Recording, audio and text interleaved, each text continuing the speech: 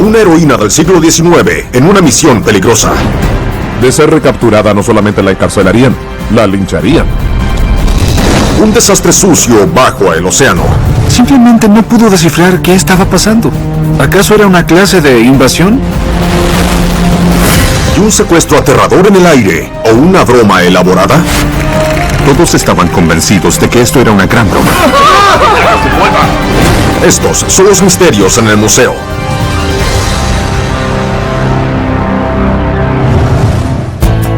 Alexandria, Minnesota. En el corazón de este pueblo pequeño hay una estatua de 9 metros de altura de un guerrero vikingo llamado Big Ole.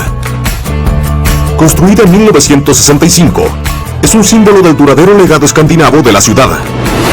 Y camino abajo, existe una institución que celebra un lado más misterioso de la historia de la región. El Museo Runestone. En exhibición, hay una réplica del buque escuela vikingo del siglo XV, una bicicleta de ruedas altas de 1930 y una canoa nativa americana de principios del siglo XX. Pero su máximo atractivo es el artefacto que le da el nombre a este museo. Mide 76 centímetros de alto, 38 de ancho. Su forma es rectangular. Tiene un color mayormente grisáceo y puedes ver varios grabados y tallados en su superficie.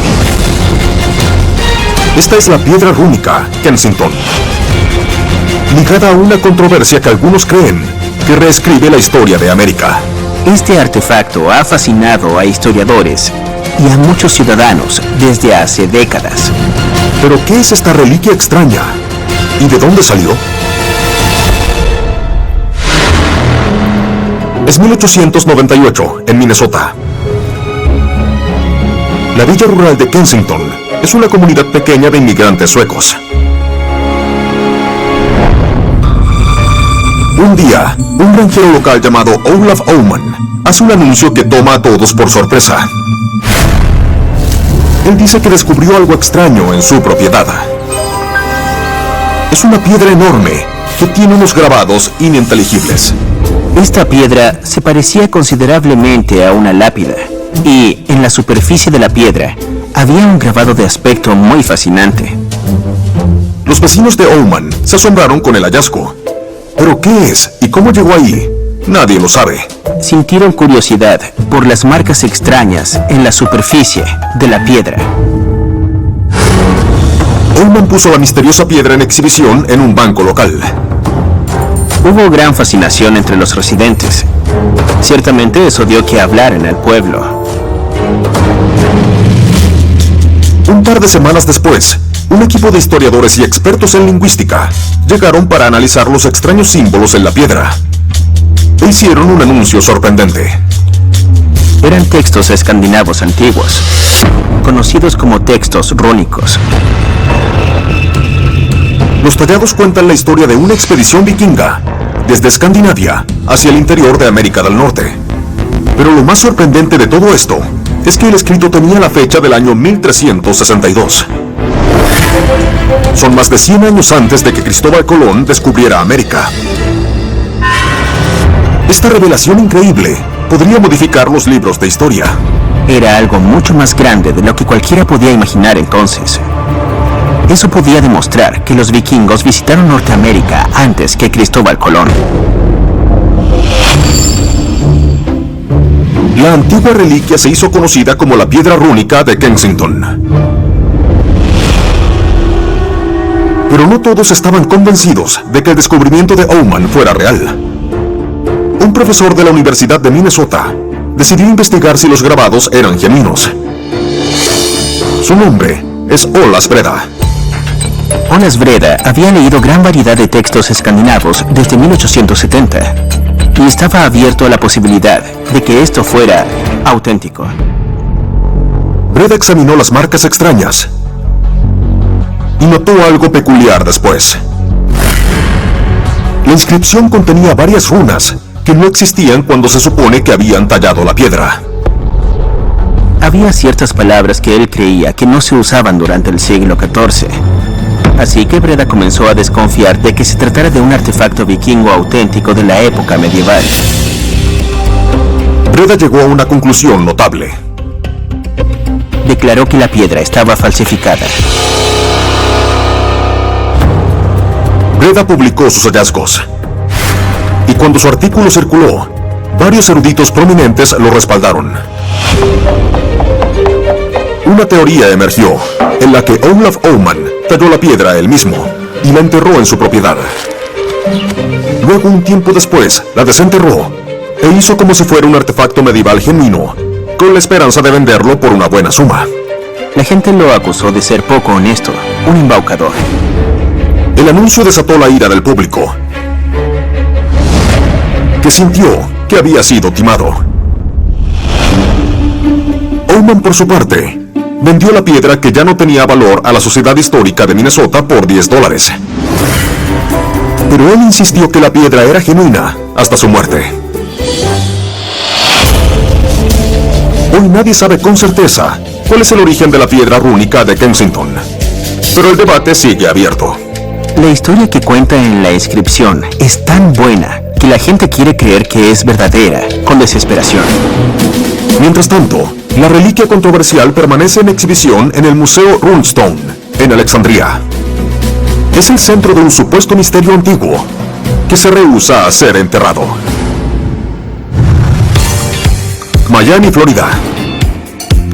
Esta metrópolis repleta está llena de vistas hermosas de playas pintorescas y edificios muy altos, que atraen a más de 14 millones de visitantes al año.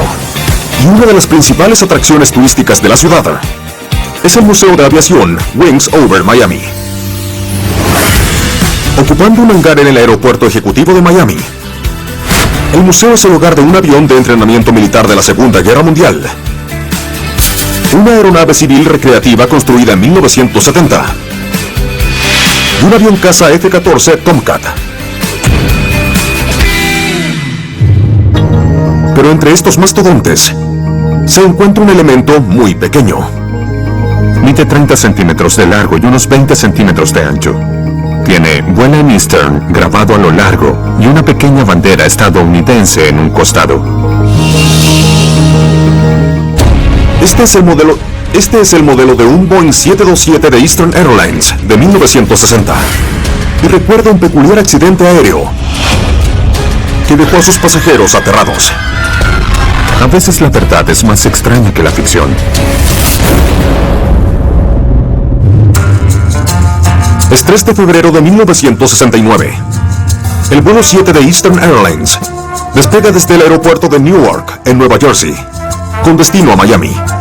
A bordo hay 93 pasajeros. La mayoría de la gente viajaba con la idea de relajarse. Pero su escapada de ensueño se convertirá en una pesadilla. Poco después del despegue, ocurre una conmoción inesperada en el fondo del avión. Un cubano puso un cuchillo en la garganta de una de las asistentes de vuelo y la estaba llevando a la cabina. Los pasajeros se aterrorizaron. Todos pensaron que era un secuestro. La gente se asustó. Esa era la peor pesadilla de cualquier viajero. Momentos después, el capitán anunció por el intercomunicador que el avión se había desviado hacia La Habana, Cuba. Luego, el calvario aterrador tuvo un giro extraño. Uno de los pasajeros vio una celebridad sentada entre ellos. Es Allen Funt, animador de un show popular de TV de bromas pesadas.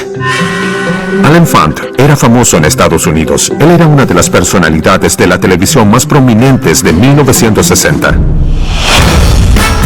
Su programa era conocido por poner al público en situaciones dramáticas creadas artificialmente, sin su consentimiento, y de grabar el resultado usando cámaras escondidas. Luego, en el momento más tenso, Funt aparecía para revelar que todo era una broma, y lo hacía con una frase memorable. Allen Funt solía decir su frase célebre: "Sonríe, está siendo grabado". Y la gente amaba esas reacciones. Al ver al maestro de las bromas en el vuelo, el pasajero que lo notó en el avión pensó que el secuestro no era más que un montaje. El pasajero dijo: "Ahí está Allen Funt. Este debe ser otro episodio de su programa". Cuando el resto de los pasajeros escuchó que Funt estaba en el avión, una ola de alivio invadió la cabina. Creo que muchas personas soltaron risas de alegría diciendo, ¡Oh, es Fant! ¡Oh, qué alivio! Estaremos bien después de todo. De pronto, en medio del alboroto, la puerta de la cabina se abre y el supuesto secuestrador se asoma por la puerta. La gente aplaudió. Todos estaban convencidos de que era una gran broma. Pensaron que el secuestrador era un actor. Los pasajeros fueron parte de una broma televisiva. ¿O sus vidas corren peligro realmente? Es 1969. Un avión de pasajeros que despegó desde Newark, Nueva Jersey, hacia Miami, Florida, acaba de ser secuestrado.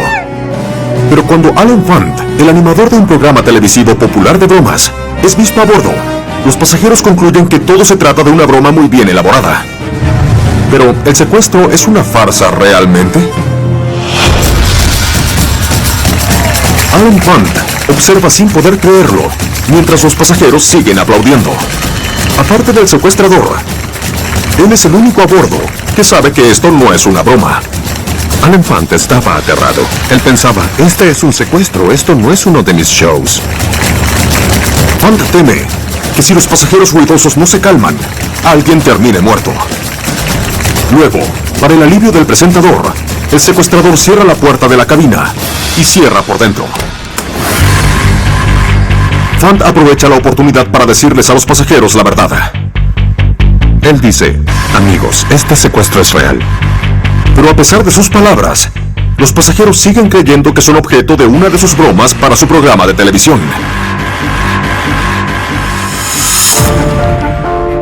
Y Fant comprende que será mejor para el estado mental de los pasajeros y sus probabilidades de salir con vida dejarlos creer que es una broma. Para los pasajeros, la ignorancia fue una bendición. Durante el resto del vuelo, los pasajeros rieron y sonrieron, todo mientras pensaban que saldrían en televisión. 2 horas después del inicio del viaje, el vuelo aterrizó en La Habana. El ejército militar entró a la cabina. En ese momento, la mayoría de la gente en ese avión comprendió que no era una broma, que no era parte del programa de Alan Fant.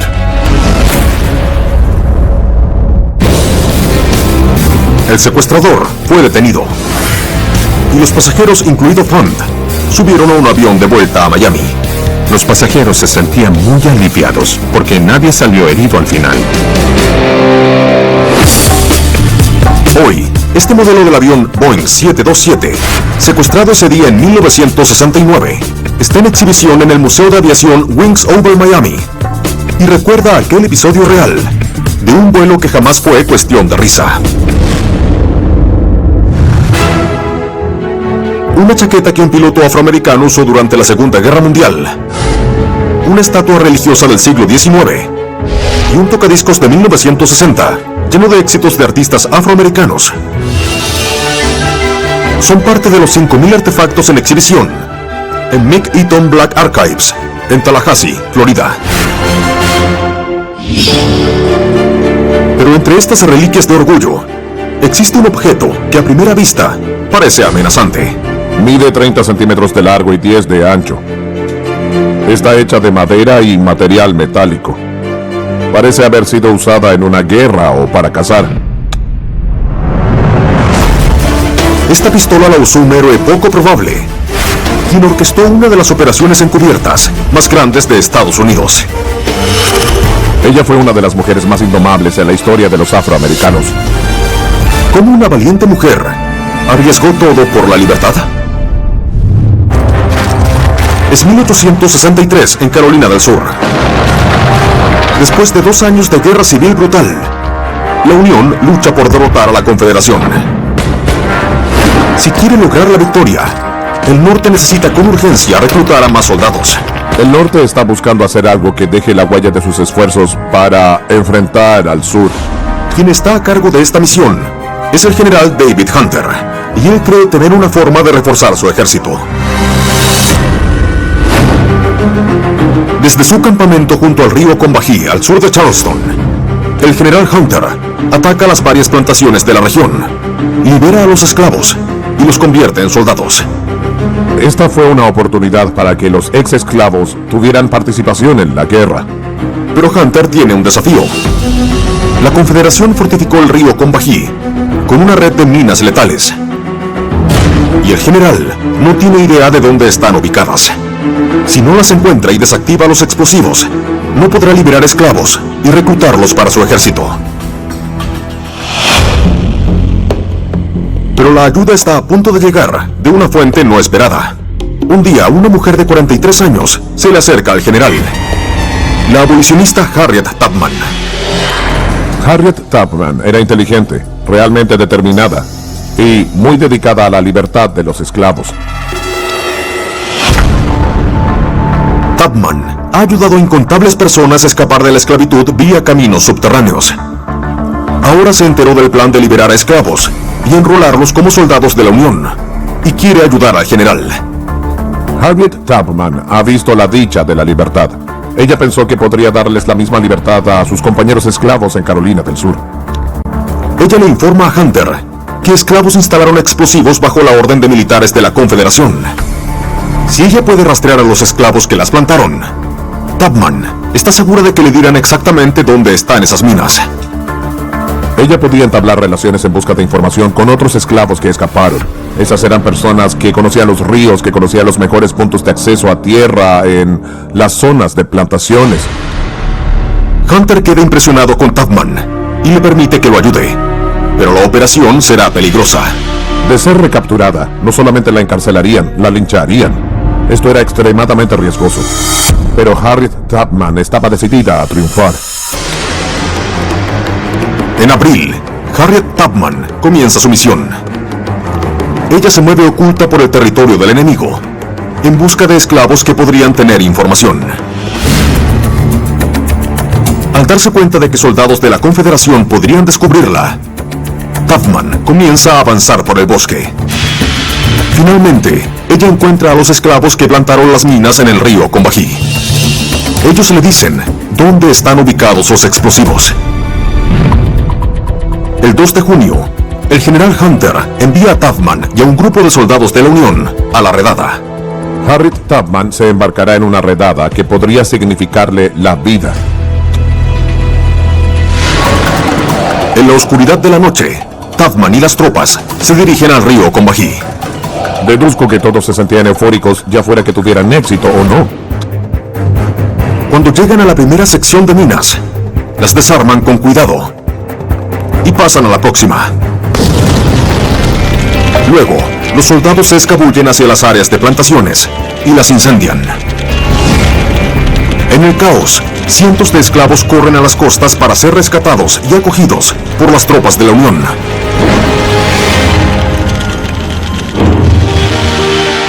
Y cuando obtienen los números, está claro que la redada fue un éxito total. Más de 700 fueron liberados en un solo intento. Muchos de los esclavos liberados se unen al ejército de la Unión, dando al norte la ventaja necesaria. El rol de Tubman en la misión se celebra hasta el día de hoy, y es ampliamente considerada una de las primeras mujeres estadounidenses en dirigir una expedición militar para Estados Unidos. Hoy, la pistola de Tubman, la que tenía en los tiempos de la redada de Carolina del Sur, está en exhibición en el Mick Eaton Black Archives. Y recuerda a esta heroica mujer y su misión encubierta para luchar por la libertad.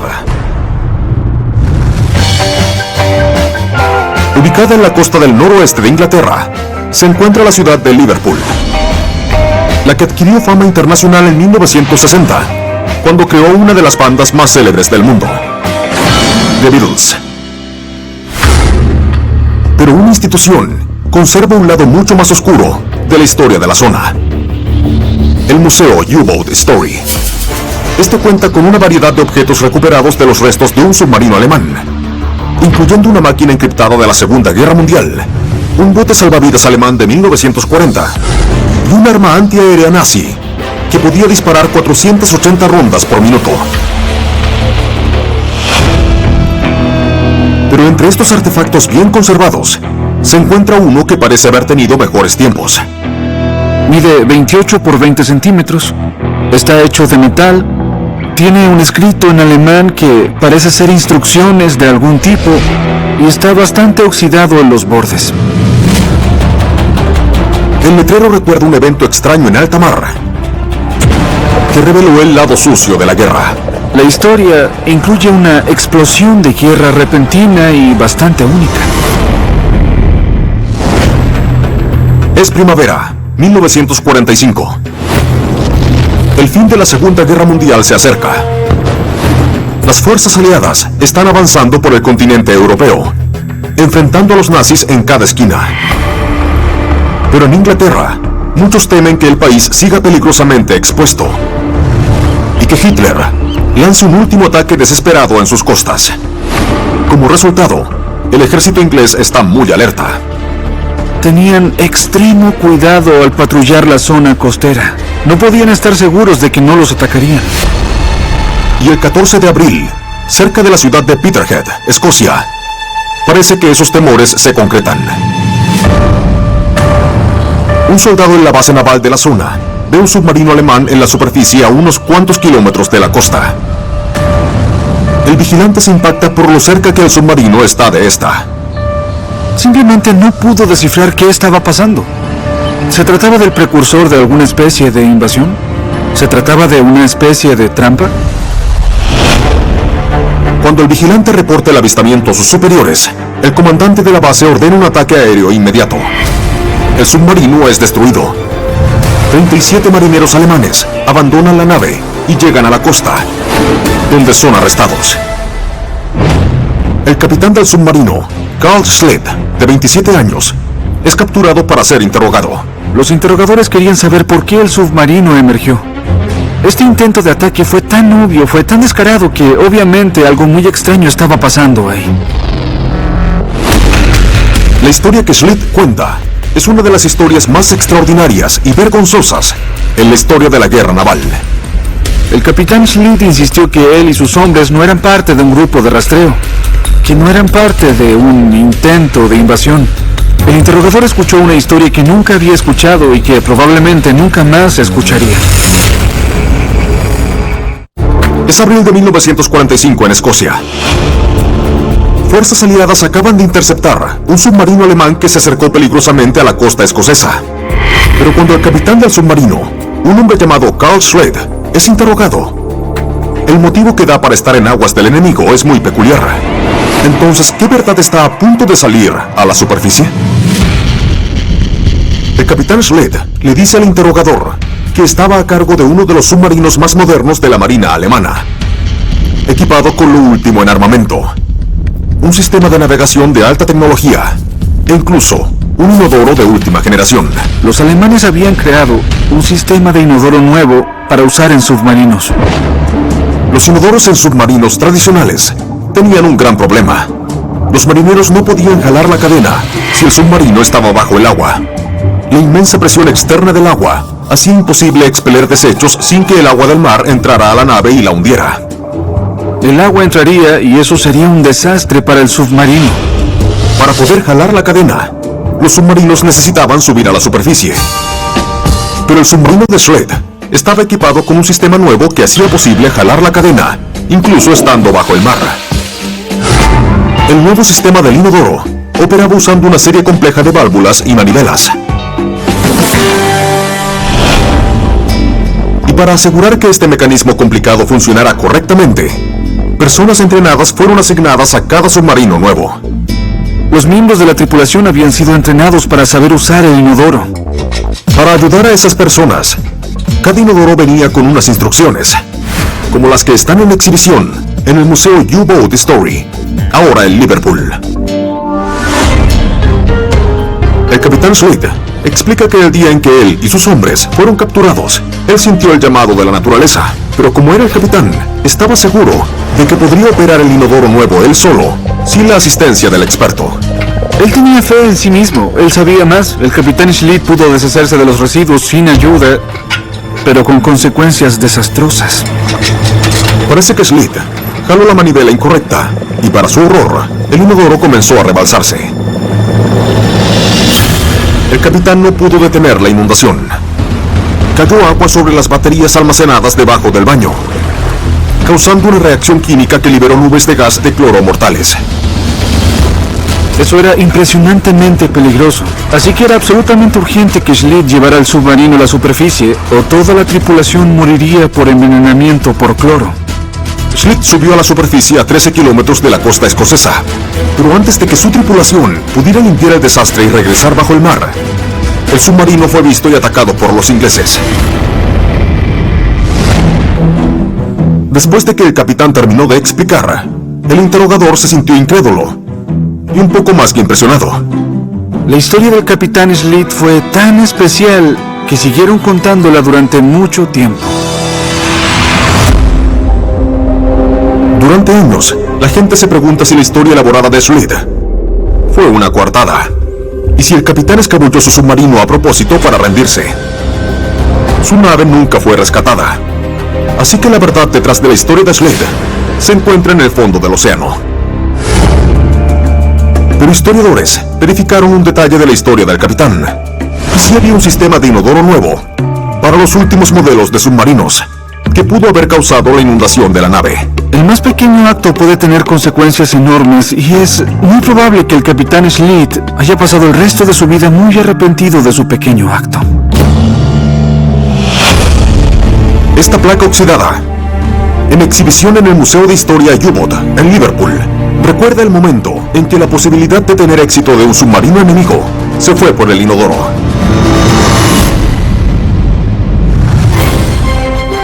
La ciudad de Nueva York cuenta con muchos parajes icónicos como el edificio Empire State, la Estatua de la Libertad y Times Square.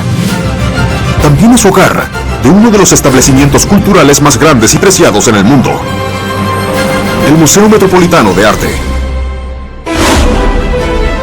Esta institución impactante tiene más de 18 hectáreas de galerías y contiene más de 2 millones de artefactos en su colección permanente, incluyendo una estatua dorada de la diosa romana Diana, una escultura budista de la antigua China y un templo egipcio de 2000 años de antigüedad.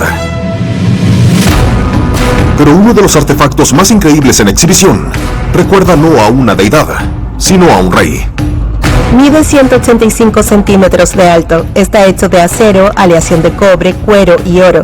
Esta pieza pesa increíbles 28 kilos y 462 gramos. Esta armadura alguna vez perteneció a uno de los mandatarios más infames de la historia y podría aclarar el porqué detrás de su mala reputación. Esta armadura de acero podría explicar cómo el rey se convirtió en un tirano. Es 1534 en Inglaterra. El rey Enrique VIII, uno de los gobernantes más poderosos de Europa, está en el trono hace 16 años. El rey Enrique era alguien ampliamente admirado. Él era, según todos, un esposo devoto y fantástico con su primera esposa Catalina de Aragón. Luego de suceder a su padre como rey, Enrique es el segundo monarca de la dinastía Tudor y quiere que esa dinastía continúe. Pero hay un problema. Catalina no ha podido engendrar un hijo y Enrique siente que no puede esperar más. Enrique VIII quería divorciarse de su primera esposa Catalina de Aragón porque ella no le ha dado un heredero hombre. Enrique es católico y el divorcio está prohibido en su religión. Así que apela directamente al Papa Clemente VII. Enrique le pide permiso para divorciarse de Catalina para poder casarse lo antes posible y tener un hijo. Pero el Papa le dice que no. Así que en una toma de poder sin precedentes, el rey Enrique separa a la iglesia inglesa de Roma. En esencia, Enrique VIII desafió al Papa y se separó de la Iglesia Católica, creando la Iglesia Anglicana, en la que él era la cabeza de la Iglesia y podía autorizar divorcios. El reinado de Enrique solo se torna más oscuro. Él adquiere una reputación tiránica, temida tanto en su casa como en el extranjero. Se autodeclara rey de Irlanda en 1541 y durante su reinado ordena más de 72.000 ejecuciones. El reinado de Enrique VIII fue tumultuoso sin duda.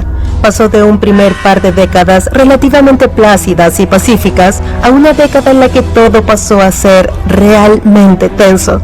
Él ordenó cientos de ejecuciones políticas de personas que estaban en su contra para poder consolidar su poder como monarca. Él era visto como alguien que podía volverse en contra tuya en un instante.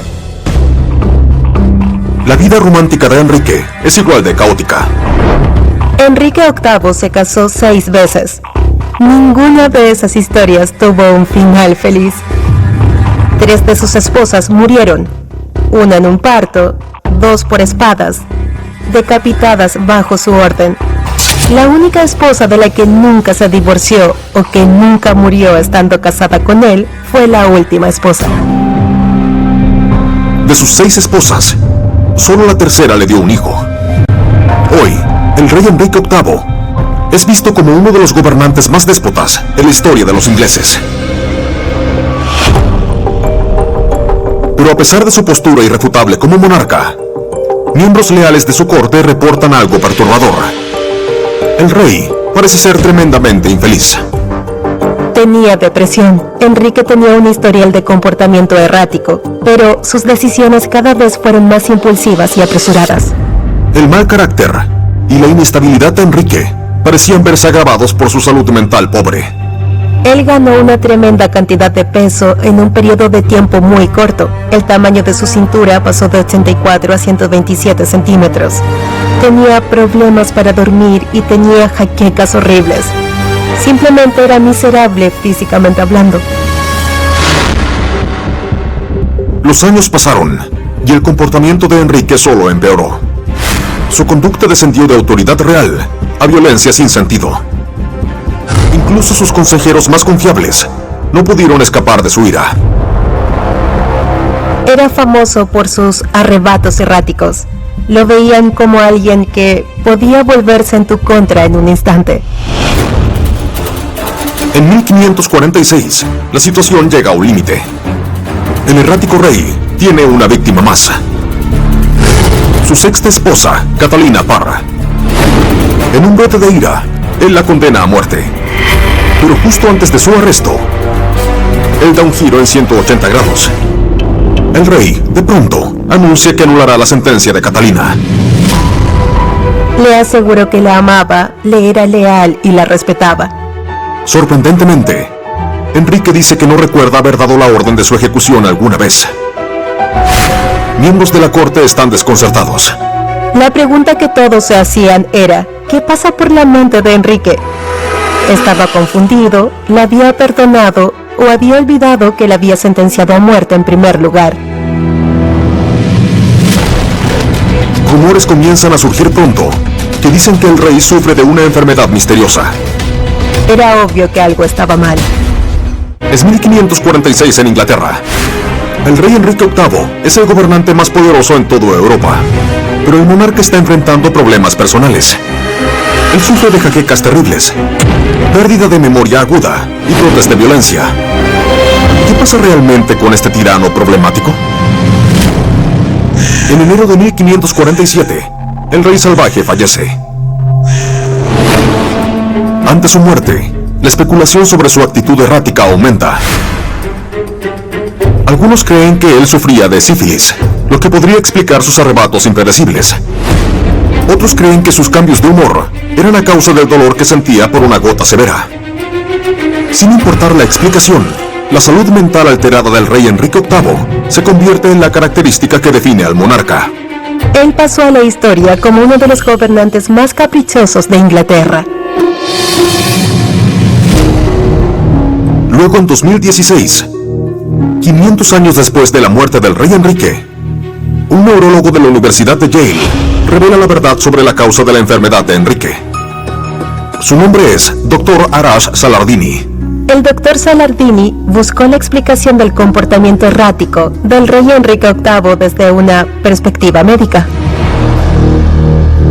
Él indaga la historia del rey Enrique, y lo que descubre es impresionante. El doctor lee que Enrique sentía una gran pasión por un deporte en especial, la justa. La justa consta de caballeros que galopan a caballo con sus lanzas largas, apuntando a su contrincante con el fin de botarlo de su caballo. De acuerdo con relatos históricos, Enrique sufrió una serie de lesiones durante su carrera en la justa. Pero sin duda, su incidente más importante ocurrió en enero de 1536. Él cayó de su caballo y el caballo cayó sobre él. Por consecuencia, él perdió la conciencia durante 2 horas y todos a su alrededor temieron de que estuviera muriendo. Aunque el rey se recuperó, reportes de esa época sugieren que después del accidente nunca fue el mismo. La evidencia lleva al doctor Salardini a encontrar la explicación más lógica del comportamiento impredecible de Enrique. Salardini cree que Enrique VIII sufría de encefalopatía traumática crónica, o ETC, algo que hoy se asocia a jugadores de fútbol americano. La condición cerebral degenerativa ocurre en personas que sufren repentinas lesiones en la cabeza. Y el doctor cree que los síntomas de Enrique eran señales claras de que tenía esa condición. La última década de su vida, el rey tal vez enfrentó los efectos secundarios de la ETC, que incluyen insomnio, migrañas, cefaleas, depresión, comportamiento errático y pérdida de memoria. Este diagnóstico lleva a la pregunta de si un accidente de justa fue el responsable del cambio del curso de la historia de Europa. Hoy, en el Museo Metropolitano de Arte, esta armadura, que usó el rey más infame de Inglaterra, está en exhibición y recuerda al rey tirano y aquellas lesiones severas que pudieron llevarlo a perder la cordura.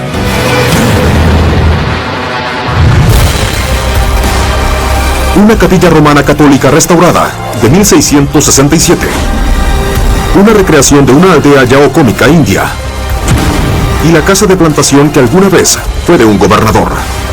Todo eso puede encontrarse en el Museo Interactivo de Lexington Park, Maryland, conocido como Historic St. Mary's City. Pero entre estas grandes estructuras, existe un objeto pequeño que no tiene lugar en tierra firme. El artefacto mide 4.9 metros de largo y 4.6 de ancho. Es de madera y pesa como 1 tonelada. Está hecho para flotar y tiene características especiales para moverse en aguas poco profundas. Esta nave sencilla recuerda a un explorador famoso en el mundo, cuyo último viaje sigue siendo un misterio. Esta es una historia de terquedad, de poder de la naturaleza y de miedo. Es octubre de 1611, en Londres, Inglaterra. Una multitud se reunió en el muelle para celebrar la inminente llegada del marinero más famoso de Inglaterra, el capitán Henry Hudson. Henry Hudson fue uno de los exploradores más extraordinarios del siglo XVII. Él era muy conocido y regresó exitosamente de 3 exploraciones. Durante 4 años, Hudson estuvo en busca de una ruta occidental que conectara Europa con Asia, llamado el Paso del Noroeste. Ahora la gente ansía saber si tuvo éxito. Existía una expectativa en las personas, quienes querían saber de la misión para encontrar el Paso del Noroeste. Fue un momento emocionante. Pero cuando el barco de Hudson, el Discovery, atraca en el muelle, la multitud se encuentra con noticias trágicas. Henry Hudson se extravió. La multitud se impactó al ver que solo 5 sobrevivientes regresaron a Londres y que Hudson no estaba ahí. ¿Dónde estaba Henry Hudson?